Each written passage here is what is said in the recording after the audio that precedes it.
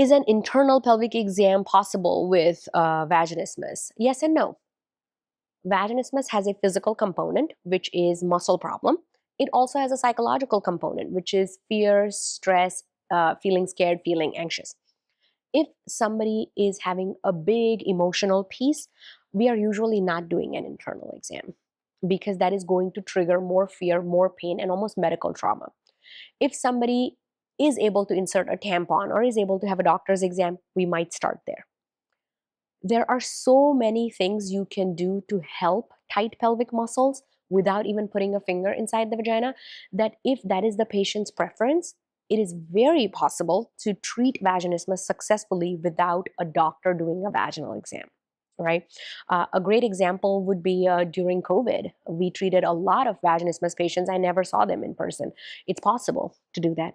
Another great example is sometimes people have very significant history of sexual trauma.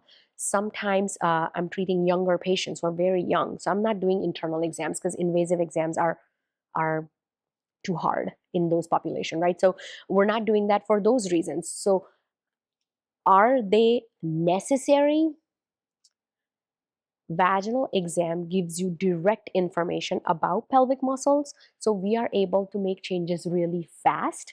So internal exams is an effective way of kind of speeding up the process, but it is not the only way. Are vaginal exams possible? Some people, the tightness is so bad in the beginning, exam is not possible. So we start with size 1 dilator. Then we move on to size 2 dilator. If the patient can tolerate size 2 dilator, they're usually able to tolerate a medical exam with 1 finger. Eventually, a medical exam with 2 fingers. And it is our goal for all the patients to be able to do that because they do need to go to their gynecologist and get tested for certain things just for medical safety. And in order for them to have a speculum exam, they need to be able to tolerate a finger exam. So that's my answer to vaginismus and internal exams.